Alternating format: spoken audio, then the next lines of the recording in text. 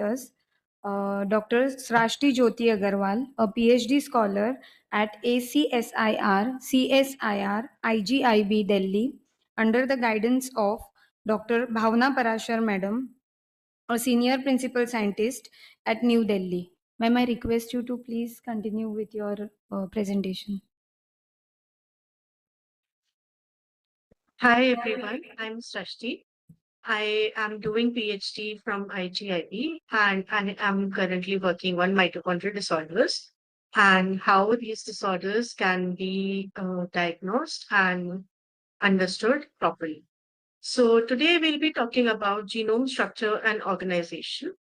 Yesterday we talked about this central dogma of life. So how DNA is a heritable uh, uh, part of the cell and how it is transferred from parents to progeny. And so basically, DNA has four bases: adenine, thymine, guanosine, and cytosine. And with the combination of these four bases, our whole genome is formed. And this DNA maintains itself through replication. Then this DNA is expressed through transcription, and this DNA gets converted to RNA, wherein this RNA is then translated to protein. So this is for the protein coding genes. However, there are certain genes which do not get translated, and there are certain genes which do not get transcribed. So if we talk about our around 37 trillion cells, there are these many cells, but we still have one chromatin system. So in each cell. So in each cell, there is one pair of DNA molecules. And then this DNA, if we see, it is organized into 23 pairs of chromosomes. And these chromosomes are further, if we go a level further, uh, in a combined manner, this accounts for around 3.3 billion nucleotide base pairs. So our DNA is this long, so therefore the organization of this genome has to be maintained properly. Otherwise, there will be problems and stress in the cell. And this organization is determined by different phases of cell cycle. So we all know we have five phases in cell cycle. We have the G1 phase, the synthesis phase, the G2 phase, and the mitosis or meiosis phase. Also, there is a G0 phase, which is the resting phase for the cell.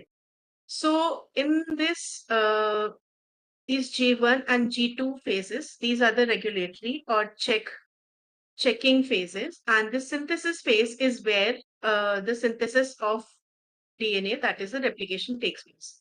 In this mitosis or meiosis phase, what happens is DNA gets condensed in different phases, and it gets condensed from chromatin fibers to chromosomes, and it gets this duplicated DNA, which had replicated in the synthesis phase, it gets split, and therefore it gets split into two cells. So if we talk about the organization of genome in the nucleus, we have different compartments of the nucleus. We have the nuclear membrane, the nuclear pores, nucleolus, chromatin, and matrix.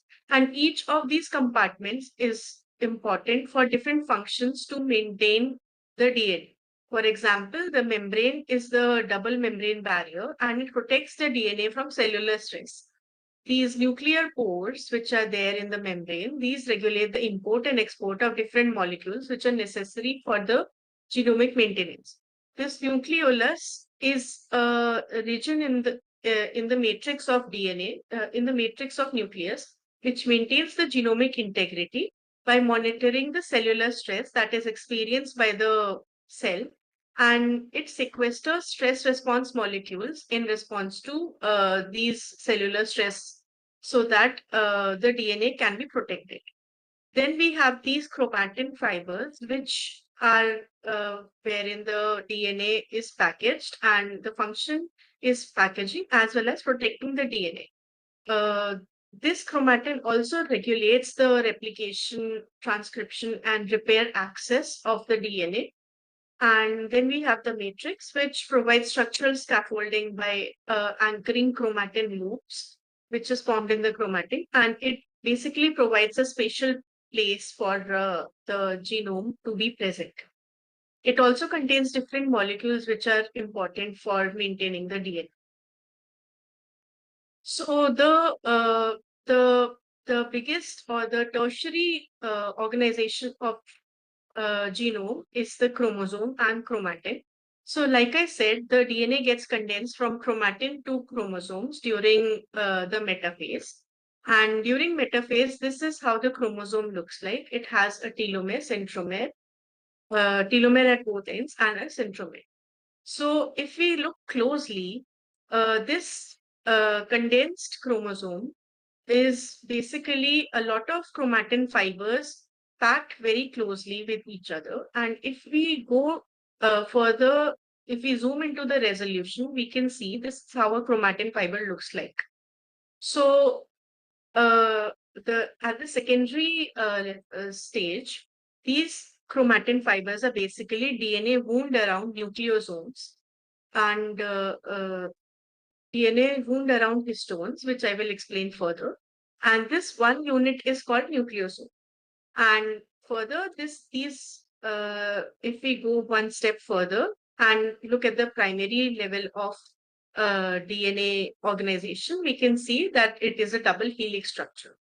So this total DNA in the cell, which is around 5 to 6 feet long, it has to fit inside the nucleus, and that is why it gets condensed to this level. So these nucleosomes, which are the basic repeating unit of the chromatin, these are basically DNA sequence wound around proteins like histones, and each single nucleosome has around 150 bases of DNA sequence. The DNA gets wrapped around these core of histones, and these nucleosomes fold repeatedly, like you can see here, onto themselves so that they can tighten or loosen according to the cell's demand. These histone proteins, so basically histone core is an octamer of 8 proteins. These 8 proteins are 2 of each H2A, H2B, H3, and H4. These are basically 4 types of histone proteins, and two of these histones make up this octamer. So these 8 histone proteins come together and form the core histone complex. They provide the structural support to the DNA, which is wound around the histone core, as you can see here. Also, these histone proteins can be modified or exchanged according to the need of the cell. Therefore, they're very important for understanding and they're very important for maintaining the genome. They also carry certain marks in certain areas of the gene. And these marks determine the expression status or the genomic organization for that particular region in the cell. So basically, they protect the DNA sequence from cellular stress and they help the DNA in expressing itself and organizing itself. We also have another histone protein, which is H1. It's a linker histone, which is present, which is not a part of the octamer, but it is present towards the side. And this is where the DNA starts linking and wrapping to the octamer. So these epigenetic marks, these marks that are present on histone or the DNA, these are modifications, covalent modifications that happen on the DNA or the histone protein, and these act as signals for the cell to understand whether a certain area has to be transcribed or replicated or protected or something else. So these are of 4 types majorly: acetylation, methylation, phosphorylation, and ubiquitination. And depending upon what type of epigenetic marks are present and where they are present, it can depend. It can modify whether the chromatin is open. So whether the nucleosomes are far apart and proteins can reach the DNA that is linking the chromatin, or whether the chromatin is closed. So therefore, no proteins like RNA polymerase can reach between the nucleosomes and start the transcription. For example, if we talk about histone, we can, for example, methylation of histone 3 at lysine 4 is a mark for transcriptional activation. On the other hand, uh, methylation of histone 3 at lysine 9 position is a signal for transcriptional repression. So now we come to the DNA, and we all know DNA is a double helical structure, and it is made up of 4 bases: adenine, thymine, cytosine, and guanine. So these 4 bases uh, are are the ones which constitute this DNA, and each single strand of the DNA is base paired with each of the bases. Like adenine is base paired with thymine, and cytosine is base paired with guanine. So wherever cytosine is present, guanine needs to be present on the complementary strand of DNA, so that this base pairing can happen and the proper helical structure of the DNA can be maintained. So this on this DNA, there are certain functional elements called genes. So each gene is a specific functional element which is important for one function in the cell. And these genes are basically divided into promoter, exon, intron, and and the um, and the regulatory region. So these exons are the ones which are then finally spliced into the final mature mRNA. And the introns are the ones which are present in the gene, but they are usually not spliced into the final mRNA and are spliced out. In some cases, due to alternate splicing, these introns are also retained, and they can also express certain proteins or mRNA. Also, this so basically from gene, we if transcription happens, we get the pre-mRNA. Then the processing of pre-mRNA leads to the final spliced mRNA, which is then translated into protein. There are approximately 20,000 genes which have been identified in human, but these constitute only around 1.5% of the genome, which means that majority of our genome does not get translated and is not present in form of genes. Also, further research is going on to identify the functional implications of this untranscribed or unexpressed regions of DNA. But for now, this region is known as the junk DNA. So, like I talked about the gene regulatory elements, for each gene, there are certain elements which drive its expression. These elements are promoter, enhancer, silencer, and insulator. So, promoter is mostly present before the gene begins, and it basically tells the RNA polymerase where to start the transcription from. So also these promoter can bind to different proteins, and these proteins will usually determine whether the transcription will happen or whether the transcription will not happen.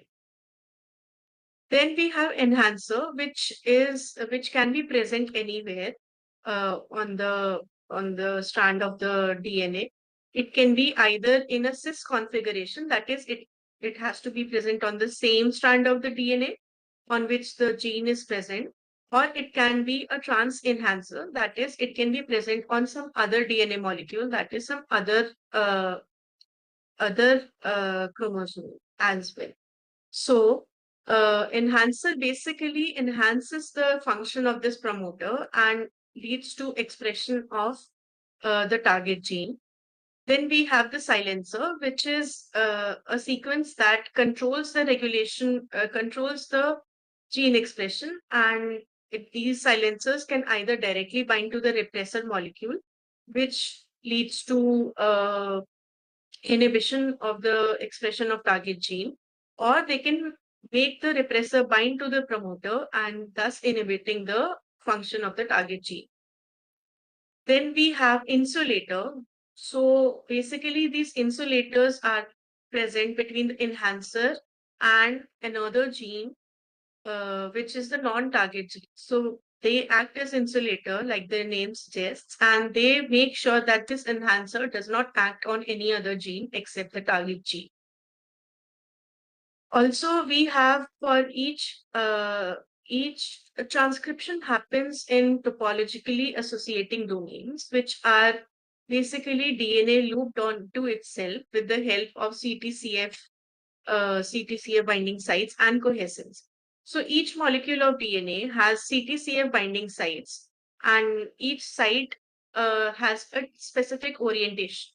So, for example, this CTCF binding site is pointed towards right, and this CTCF binding site is pointed towards left.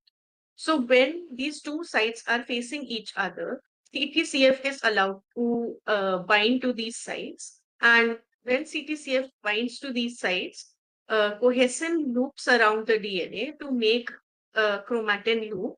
And this chromatin loop is then called a topologically associating domain. This is where the transcription happens. Uh, in our genome, we have another part of the DNA which is not present in nucleus. It's present in mitochondria. Uh, Mitochondria have their own specific DNA, and in each mitochondria there are specific and multiple mitochondrial DNA molecules present. These DNA molecules are also double helical, but they are not present in the form of chromatin. They are present in form of circular double helical structure, which is supercoiled onto itself. So, since mitochondria are primarily maternally inherited, the inheritance of this DNA is maternal, and they are present in almost all cells except a few like RBCs. And like I said, there are multiple copies of mitochondrial DNA in each cell. This mitochondrial DNA is around 6.6 kb in size, and there are 37 genes of mitochondrial DNA that it codes for. Out of these 37 genes, 13 are protein coding genes, which code for oxidative phosphorylation genes and are involved in energy synthesis. 22 are tRNA genes, which are required for mitochondrial translation machinery and expression and translation of these 13 genes. And 2 are rRNA genes, important for mitochondrial ribosome assembly.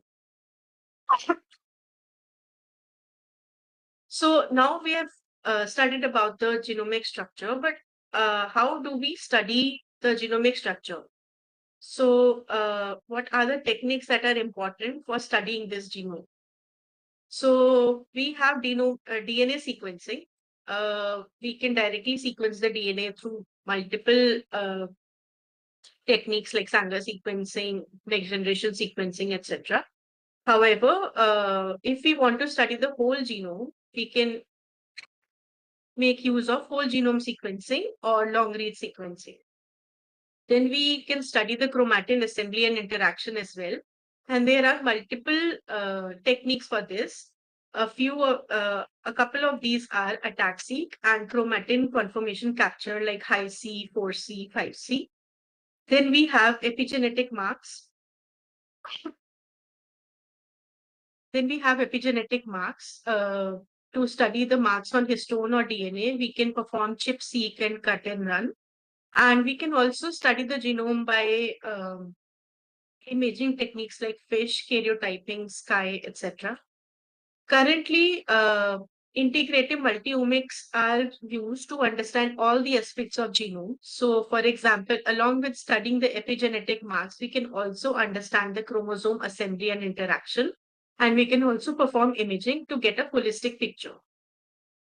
Also, currently, computational modeling can also be performed due to several machine learning platforms. And with the sequence or the chromatin assembly data, we can get a whole picture by by extrapolating this data using these computational models. Now, why do we need to understand this genomic architecture? In a clinical perspective, we can use these applications to understand the structural aberrations in the chromosomes.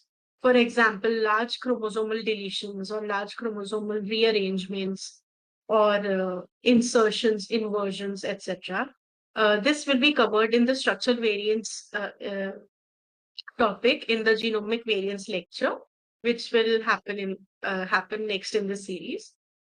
We can also study about the repeat elements, chromosomal variations, and structural variations in the genome, which are either which can help us understand the benefits or the function of certain gene, or they can uh, make us understand the disease biology. Then we can also understand gene regulation through studying these gene regulatory elements like enhancers, promoters, and silencers.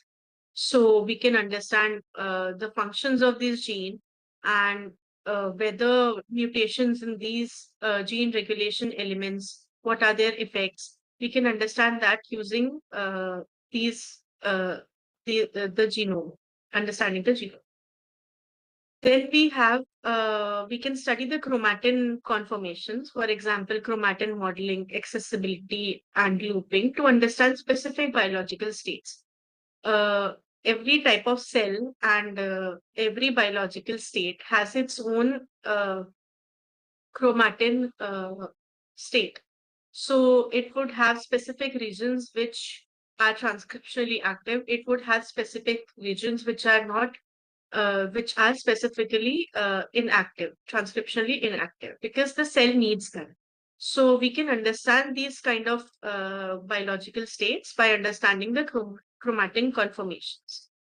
Then we can get to understand different cellular states in specific cells, and this can be either uh, internal cellular states, for example, ROS, reactive oxygen species stress, or apoptosis stress, or this can be in response to external molecules like certain drugs or inhibitors. Then we can study the epigenetic changes. So modifications in histone or DNA epigenetic marks can be understood to understand the function mechanisms of the gene. And we can use these for different purposes like therapeutics, diagnosis, or biomarkers. Then we can also use the genome architectural understanding for shedding a light into the function of specific non-coding loci in the genome. Because as I said, around 1.5% of the genome codes for protein, but majority of the genome uh, is non-coding.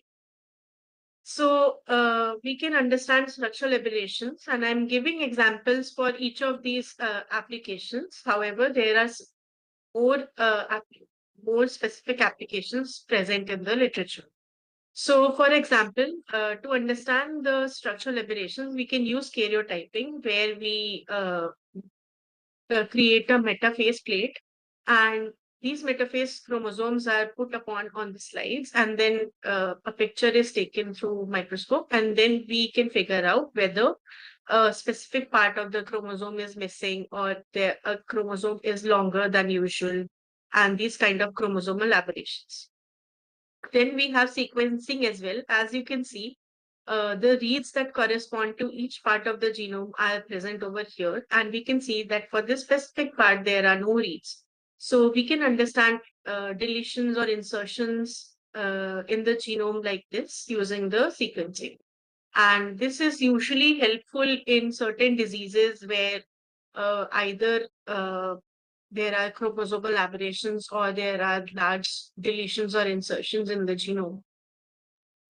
Then we can understand gene regulation using the by understanding the genomic architecture. For example, by perusing the DNase 1 sequencing, we can understand the chromatin landscape. So DNase 1 is a molecule which cuts the DNA in places where it is not protected by a nucleosome. So, for example, in this figure, it would cut over here after the second nucleosome and over here before the second nucleosome.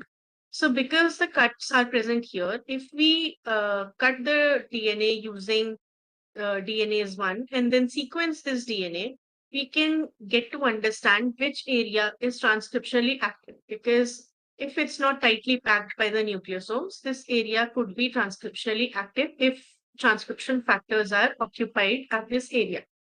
And we can understand the regulatory network for this particular gene by this method. For example, in a study where DNA sequencing was performed in different parts of the plant, like seedling, root, root hair, and root non-hair, the researchers could see that genes such as LHCA1 was highly expressed in seedling, but was not expressed in the roots. And then another gene which was not expressed in the seedling, started to express in the roots. Then we can understand chromatin conformations using genome architecture. For example, if we probe CTCF, which is again the CTCF is where the CTCF is what binds the CTCF binding sites which are present on the DNA, and this leads to formation of TADs, which is topologically associating domains. We can see that if two CTCFs are bound, uh, two CTCFs are bound, we can see in this place, and this place. So these are basically the TADs which are present in this particular area, which was probed in this experiment. And in a deletion mutant that these researchers created, they can see that some TADs are maintained. However, some TADs uh, uh, are not present anymore. So, using chromatin conformations, we can understand the effect of certain deletions and uh, what this chromatin conformations would lead to. We can also take insights towards the cellular states. For example, in the study, in Drosophila embryos, at different time points and in different type of cells, when enhancer promoter interactions were checked using these methods, they could see that the enhancer promoter interactions were the highest in muscles at 10 to 12 hours. So these since enhancer promoter interactions are the highest here, which means that these were transcriptionally active.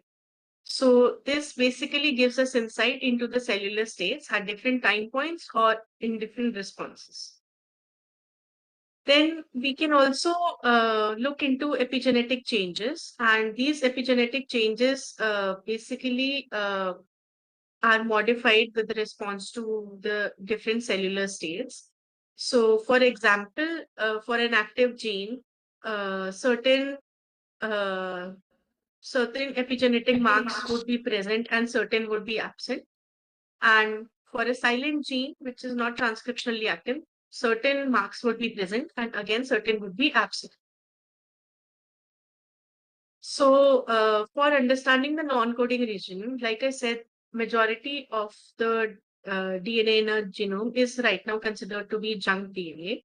And when we sequence the RNA that is transcribed by the genome, and when we sequence it using poly A or non-poly A probes, we can see that um, the the profile of this transcriptome is different. For example, in presence of poly A, we can see that majority of the RNAs that were captured were exonic, and in the absence of poly A probe, we can see that majority of the profile will belong to intron.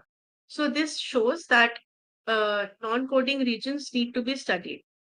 If we complement this method with any other method like chromatin assembly methods, we can also gain insights into what functions these non-coding regions are performing. And therefore, using all these techniques and all these applications, we can gain insight into therapeutics.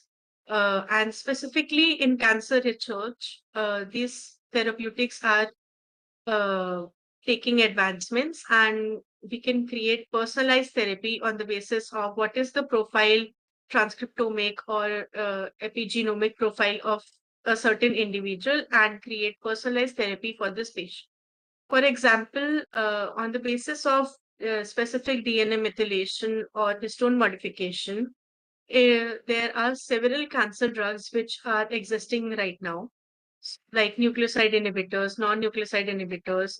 And for histone modification, we have either HDAC inhibitors, which is histone acetylation, deacetylation inhibitors, or histone methylation inhibitors. These histone marks or epigenetic marks can also serve as biomarkers for use for diagnosis or response to therapy. For example, in BRCA1 methylation, profiling can be performed to check what is the response to therapy, what is the response in the patient to the drugs that are given for therapy. And uh, for prostate cancer, we can see that GSTP1 methylation can serve as a biomarker for diagnosis of prostate cancer. So these were the applications. And just to summarize, in each nucleus, we have one single chromatin system, and this chromatin system condenses two chromosomes during metaphase of cell cycle. And these chromatins are arranged into nucleosomes, which are tightly packed around each other. Each nucleosome has 8 histone proteins in forming an octamer around which the DNA molecule is wrapped around. DNA itself is the combination of 4 nucleotides, which is a double helical structure. When these when the each strand of the DNA is complemented to each other. Thank you.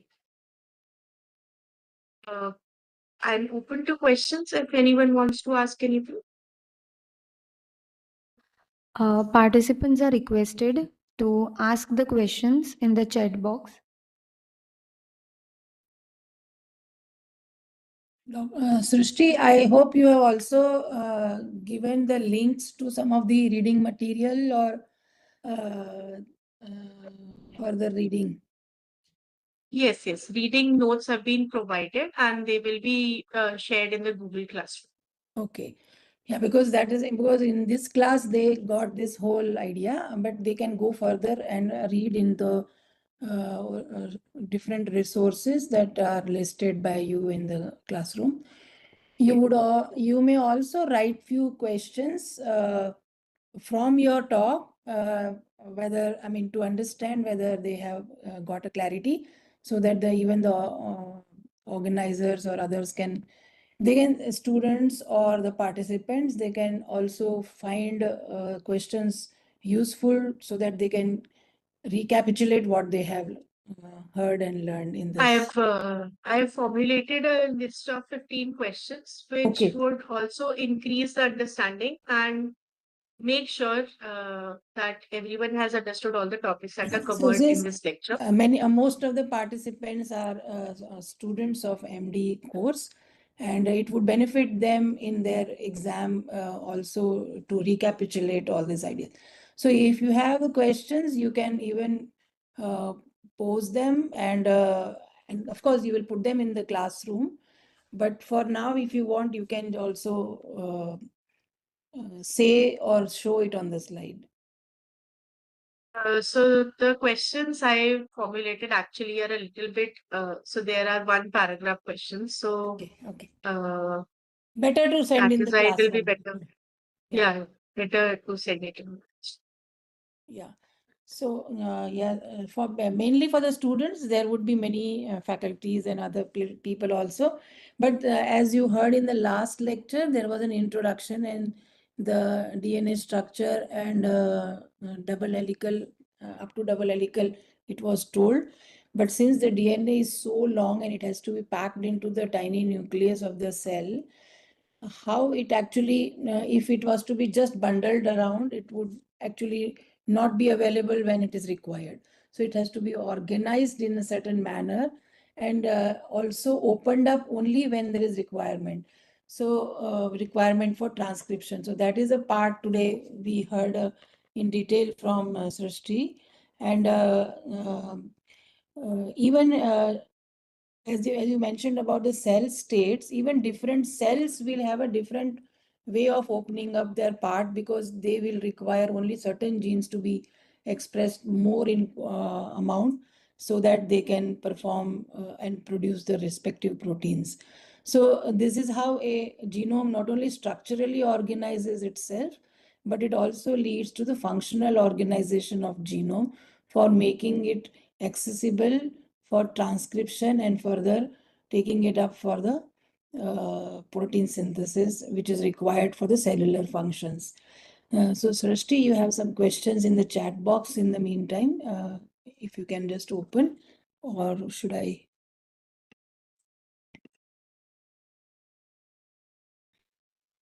Are you able to read the questions? Yes. Okay.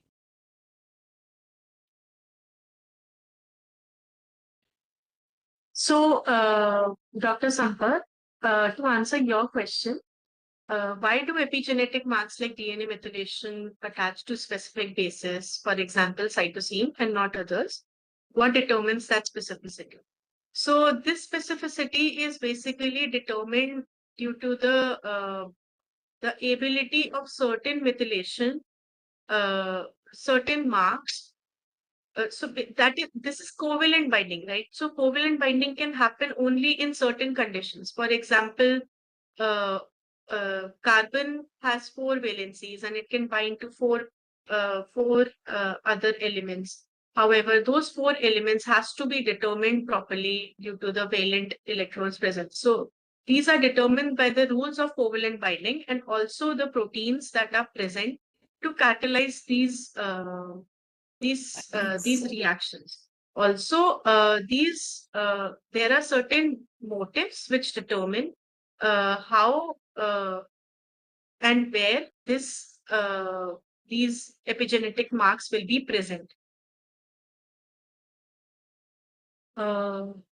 Ma'am, Bhavna ma'am, would you like to take the questions about the Ayurvedic concepts? How Yeah, so these although we will have a separate section on a separate lecture on this, but it is very kind of, it's going to take a little time to explain where in Ayurveda this kind of a concept be matched with the genomics. So it will have to be explained in a very elaborate manner. However, there are studies which we have in literature already, public domain papers are available. One can go and read them. But the idea is that even Ayurveda talks about genetic material and the passing on of heritable traits. So that cannot happen without the kind of a genetic inheritance pattern studied by them, perhaps if they have not named it as genetics or they have not named it as genomics, but they have understood that in a certain way the inheritance happens, and so much so that they have also mentioned about somebody is writing about Bij Dosh, Bij Bhagavya. So they are saying that for every trait and every body part and every this one, there is a representative unit in the gametes is what has been written down in Sanskrit. So those are the kind of things we will have to, how can we study is a long question. We will have to have a study design, we will have to have question, we will have to have an hypothesis, and accordingly one can design. These are the methods and techniques through which one can study genetic differences, whether those genetic differences can be seen in the diseases described in Ayurveda or the traits described in Ayurveda, or Are they going to be affected by the therapeutic interventions such as gene expression patterns or epigenetic marks? Is something one can perform elaborate studies to conduct.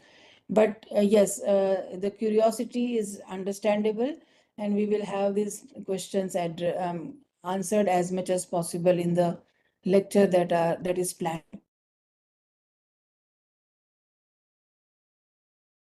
Somebody also asked biomarkers and Ayurveda study Agni dosha concepts. So please frame the questions also in a way that can be comprehended.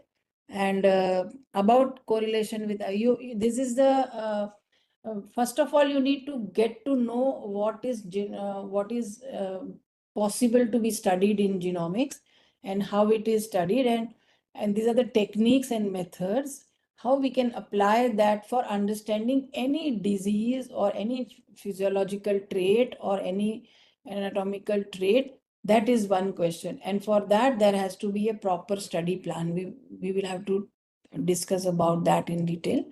And then whether it is an Ayurveda described disease or an Ayurveda described phenotypic trait like Agni or dosha, or it is simply saying some disease in modern science, the techniques will remain the same. Therefore, this science can actually become a unifying method to understand the relationship between the modern medicine diseases as well as Ayurveda traits. So yeah, we will discuss that in the later classes. I would urge you people to study what is being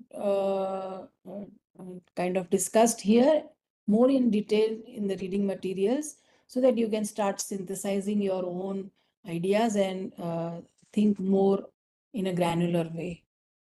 This is mostly for the students and their curiosity, and you will have to perhaps wait for some time, and we will take some examples of the studies, how it has happened. And there are a few questions in the chat box. Can you take it?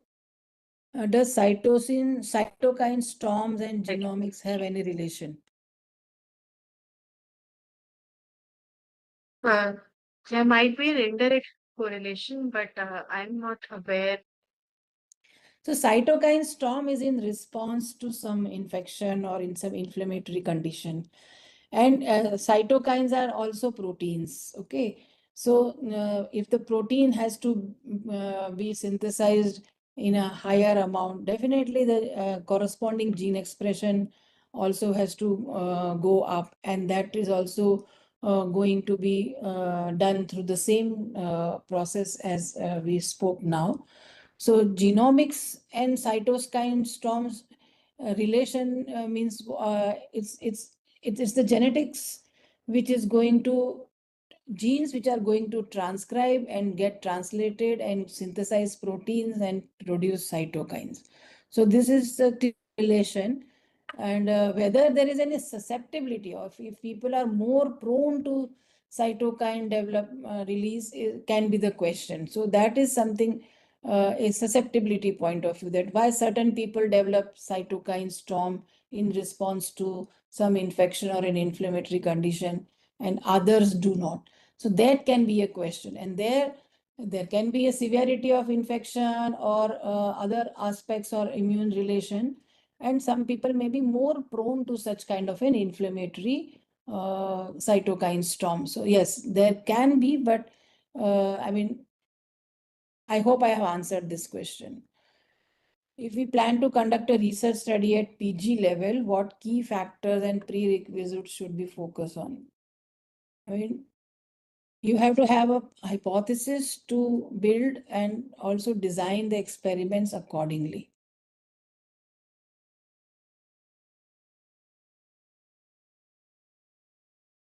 If epigenetic marks change due to seasonal or environmental influences, do they revert when environment changes or changes back, or are some of these changes permanent? So epigenetic changes are called epigenetic changes because they are not permanent. Uh, these they can be triggered by any kind of like you suggested, environmental influences, and they can be reverted back also, but it will depend upon not the environment, but the body's response to the environment.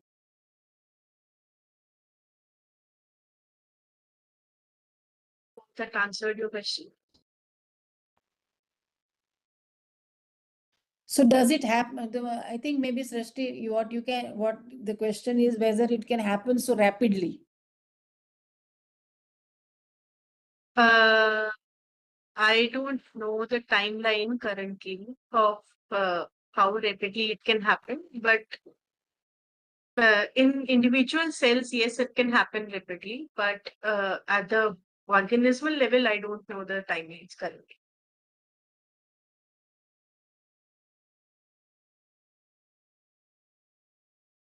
Because whatever the cell senses, cell responds according to that.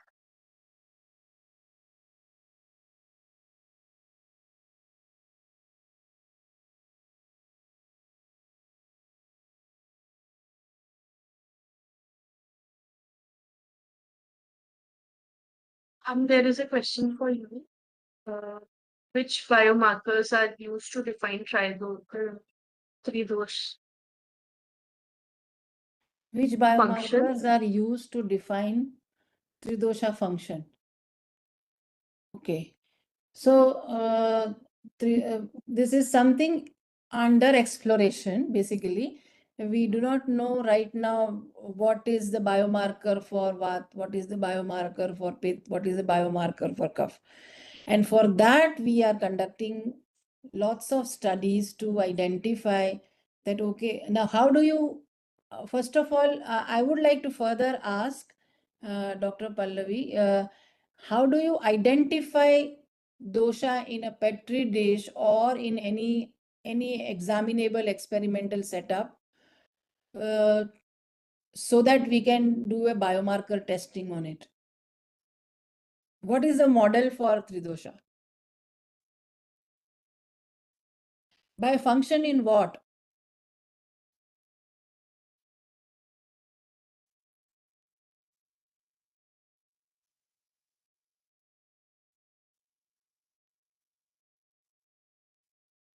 You will observe function in somebody, right? Some human being or in some cell, right? So you are writing cellular activity. So is there a Vat cell, Pitta cell or Kapha cell available? Yes. So that is the point. And now that brings me to this Prakriti concept, that if I want to understand in molecular terms, if I want to understand in molecular terms or in a biomarker terms, this is Vat related biomarker, this is Pitta related biomarker, this is Kapha related biomarker. Can I isolate Vat, Pitta and Kapha and see and analyze it for biomarker discovery? No. What would be the right model to understand Vat, Pitta and Kapha?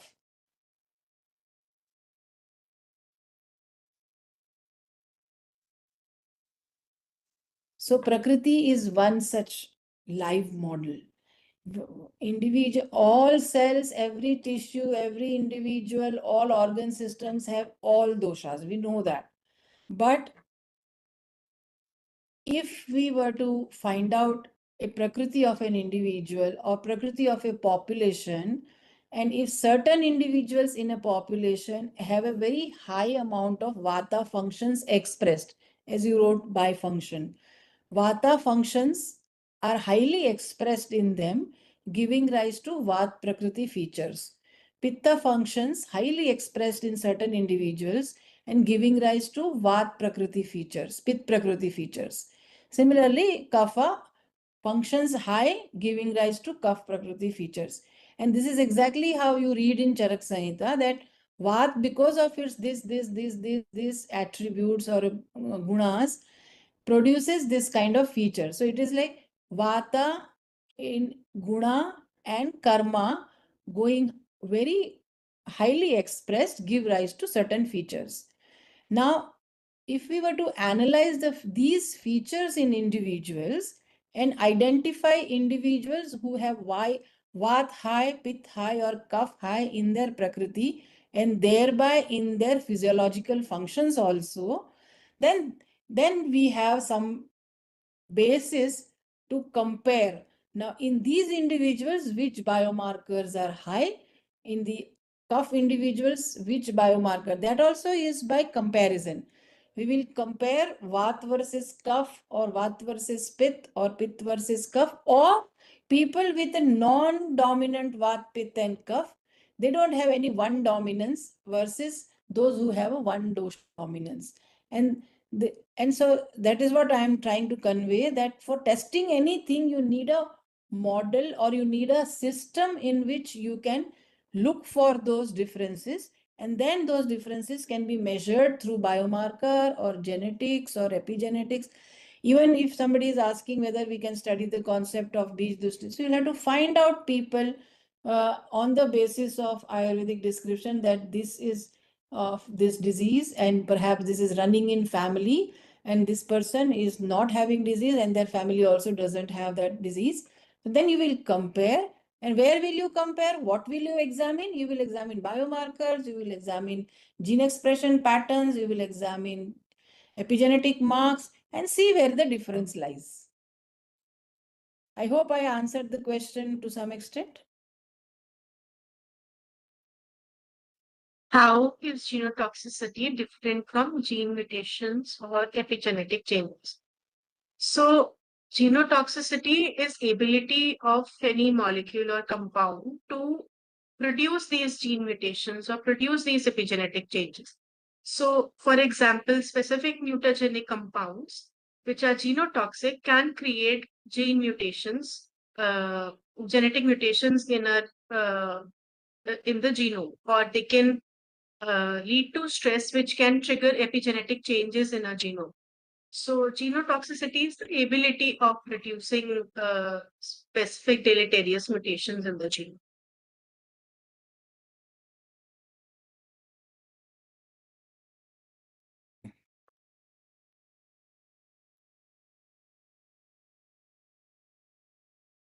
I think epigenetics is a very interesting area for this audience, Srashti.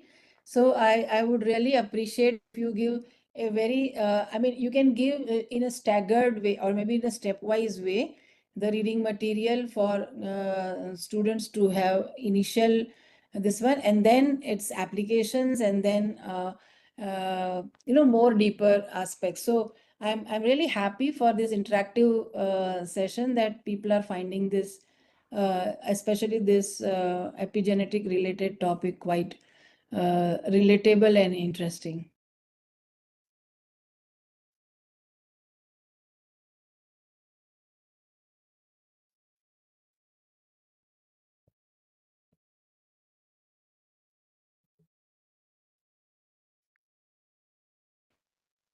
Yeah. There's a question now. Yes, yes. So as I said, dosha, guna, and physical features are mentioned. And is there any genomic study exploring these details? Yes. So that's the study we are doing in IGIB for last 20 years, where our first step was to look at the difference at the doshic level, whether different individuals are actually different individuals of dominant prakriti are showing any difference at molecular, biomarker, and gene expression, as well as DNA sequence level variations. Although we haven't performed epigenetic differences underlying this prakriti, but at biomarker, by expression level, and at the DNA level, we have seen the differences. And these studies are all open access papers. You can read, and we will also send the links to those papers. As regards coming back to Mrudu Shithil Avyav versus Paripurna Drudagatraha, these are next granular level things, that okay, even amongst the Kaf Prakriti, if somebody Vat Prakriti can have Ruksha Guna, Chala Guna, Lagu Guna, and Vishad Guna also. But if largely Vat people having Ruksha Guna versus Kaf having Snigdha Guna, what is the difference in their gene expression pattern, in their biomarker pattern, is a thing that is the next thing to be done. But in the beginning, we had to do at least Vat, Pitta, Kapha differences, whether they are visible. And we have been able to see clear differences in our studies, and these studies are published. One example that I will give you is that of a difference in the cell proliferation rate between Vat cell line versus Kapha cell line.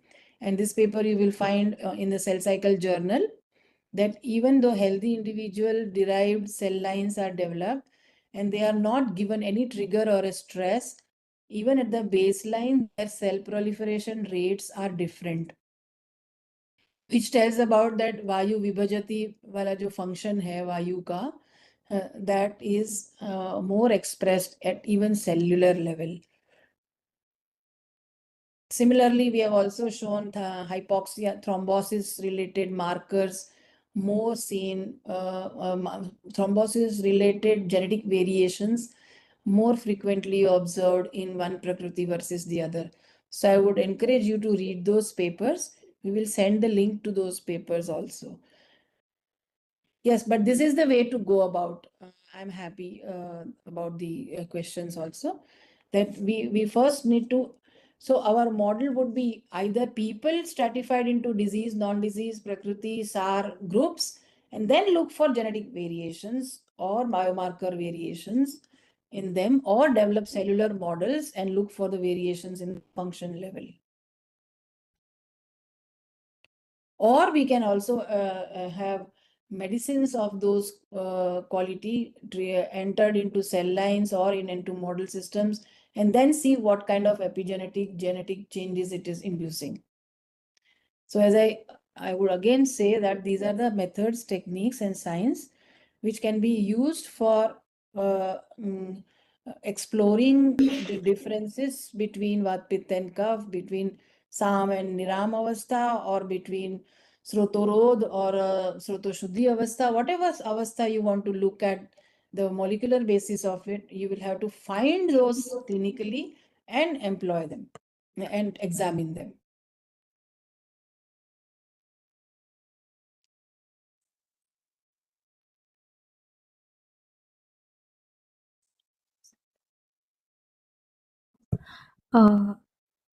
There is a question. Ma'am, there is a question from Dr. Samprat.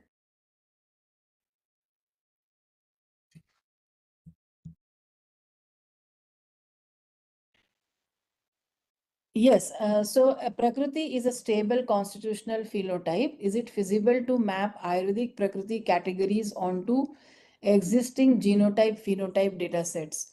Yes, but for that, Prakriti related genotypes will have to be generated and then looked upon for correlation with the existing genotype phenotype data set. But Prakriti ka genotype and Prakriti ka genomic analysis, we will have to generate our own data on that, that is what we do in our lab also.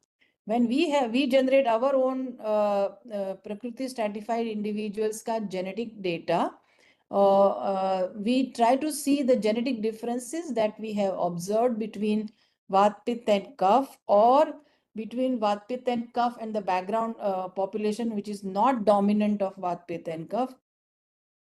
What do these genes do? What do these genes have been reported for in literature? In the genotype, phenotype data sets, where do these genes stand? So that analysis we anyways have to perform even if we generate our own data. But another thing that I think you are trying to allude to is that already there are known genetic genotype phenotype relationships, such as with that of a height, or with that of a hair color, or with that of a body mass index, or with that of waist hip ratio. So such phenotypes have been reported to be associated with certain genotypes.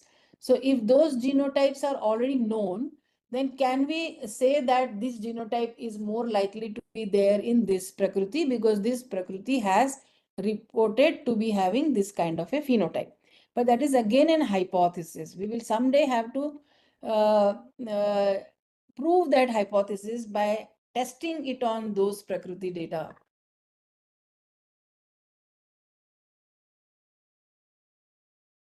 We can certainly make a list of all those phenotypes which are reported, all those phenotypes which are described for Prakriti, and against each phenotype, what all genotypes are already reported in literature. That big data set we can curate for ourselves from the existing knowledge, which is available in the public domain, and then see whether this type of a thing is more closely. But as you know, Prakriti is not just one phenotype based assessment. Prakriti is a combination of certain phenotypes which decides a Prakriti. Likewise, for each phenotype also you will find in literature there are several, maybe sometimes hundreds of genes and variations associated with single phenotype like height. So that will make up for a large list of genotypes, and then we will have to find a minimum list which will correlate with the Prakriti. So either ways, either you generate the data for Prakriti and look for whether it is really reported in literature for certain phenotypes, or you do this literature search first.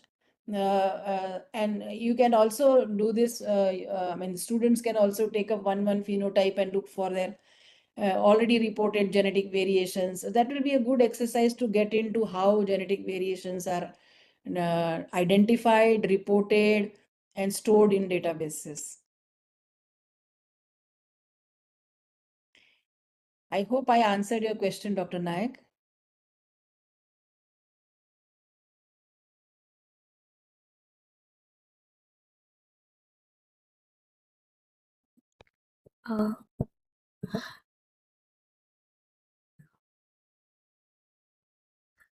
Thank you so much, madam. I thank Srashti Agrawal ma'am for such a beautiful lecture and answering all the questions and queries of the faculties and the guests on the list.